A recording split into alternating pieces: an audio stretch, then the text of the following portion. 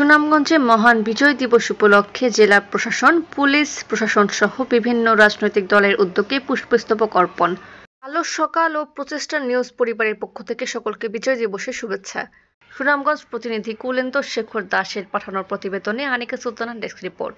সুনামগঞ্জে যথাযোগ্য মর্যাদায় 16 ডিসেম্বর মহান বিজয় দিবস উপলক্ষে শহীদ স্মরণে জেলা প্রশাসন, পুলিশ প্রশাসন, জেলা বিএনপি, গণ অধিকার পরিষদ সহ বিভিন্ন রাজনৈতিক, সামাজিক, সাংস্কৃতিক ও পেশাজীবী সংগঠনের উদ্যোগে বর্ণাঢ্য র্যালি, পুষ্পস্তবক অর্পণ ও আলোচনা সভা অনুষ্ঠিত হয়েছে।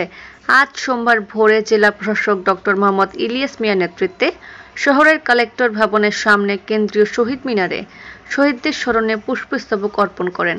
অপরদিকে পুলিশ সুপার আফম আনোয়ার হোসেনের নেতৃত্বে শহীদ মিনারে ফুল দিয়ে শহীদদের শ্রদ্ধা জানানো হয়।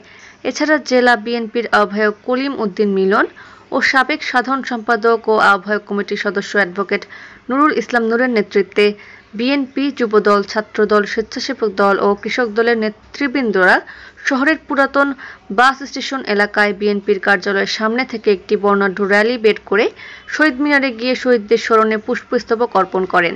দুপুর 12টায় জেলা গণ অধিকার পরিষদের সভাপতি মাওলানা আলী আসগরের নেতৃত্বে স্থানীয় শহীদ মিনারের বেদিতে ফুল দিয়ে শ্রদ্ধা জানান। এ সময় উপস্থিত ছিলেন সদর উপজেলা শাখার আহ্বায়ক মোশাহিদ মিল্টন, জেলা ছাত্র অধিকার পরিষদের সভাপতি মোহাম্মদ দেলোয়ার হোসেন। নেতৃবৃন্দরা বলেন, 1971 সালে তৎকালীন 7.5 কোটি মানুষের সশস্ত্র আত্মত্যাগের বিনিময়ে 30 লাখ শহীদ ও 2 লাখ মা বোনের ইজ্জতের বিনিময়ে অর্জিত আজকের এই দিনে লাল সবুজের পতাকার একটি স্বাধীন বাংলাদেশের বিজয় অর্জিত হয়েছিল। কিন্তু গত 5ই আগস্ট বৈষম্য বিরোধী ছাত্র জনতার গণ আন্দোলনের মুখে স্বৈরাচারী শেখ হাসিনা সরকার ক্ষমতা ছেড়ে দেশ ত্যাগে বাধ্য করা হয়েছিল। তারা বলেন, আজকের ওই দিনের শপথ একটাই, আমরা চাই একটি বৈষম্যহীন ছাত্র ব্যবস্থা চালু করতে, যেখানে সকল ধর্মের মানুষ সম অধিকার নিয়ে স্বাধীনভাবে তাদের ধর্মীয় আচার অনুষ্ঠান পালন করবেন।